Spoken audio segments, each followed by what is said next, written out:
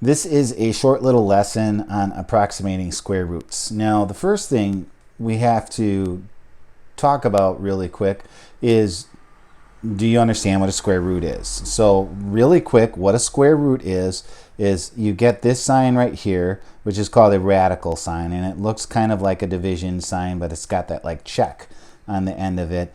And what it's asking us is, it gives you a number inside, and it wants you to tell me what number. So what number do I square to get that number in there? So you would say to yourself, what number do I have to multiply by itself to get 16? And most of you are able to kind of go through your numbers and go, oh, that's 4, right? Because 4 times 4 equals 16. So the square root of 16, sorry, that went really weirdly, is equal to 4.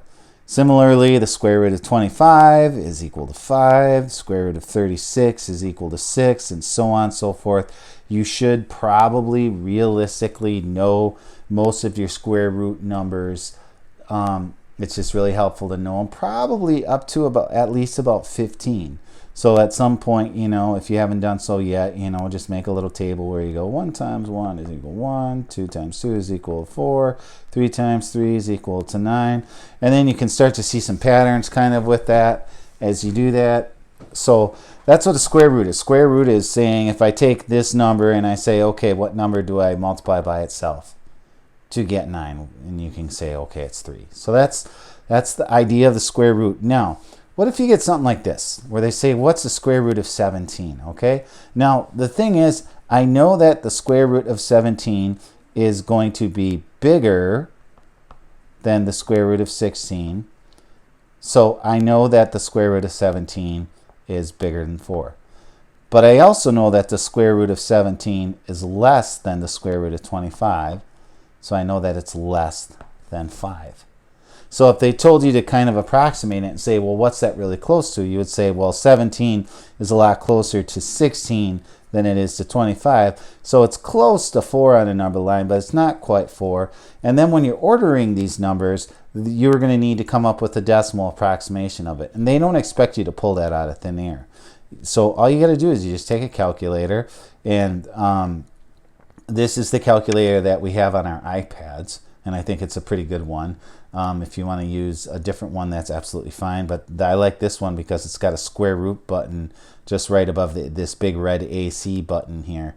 All right, so all you got to do is you just go 17, you put it in, and then you hit that square root button right there, and then it gives you 4.123. And as you should know, square roots that aren't perfect squares are irrational numbers. In other words, the decimal doesn't terminate and it doesn't repeat. So you're always kind of doing an approximation. So we got 4.123 thereabouts. So you would answer this by saying, okay, the square root of 17 is approximately, that's our approximate sign, 4.123. Let's do the same thing with 30 and 101. All right, so let's do 30 first.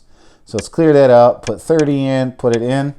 All right, so that would be 5.477. We'll go out to thousandths like we did that last one. So we'll say square root of 30 is approximately 5.477.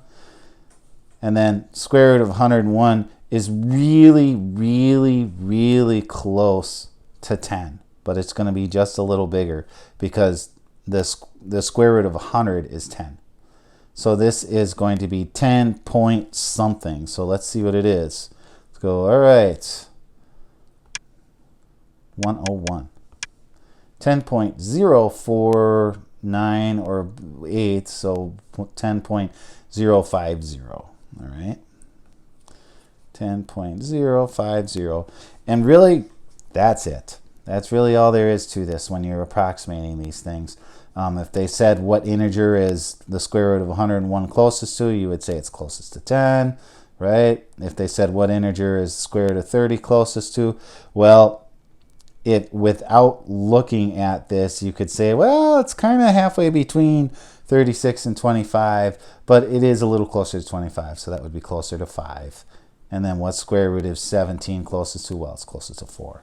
So I hope this helps.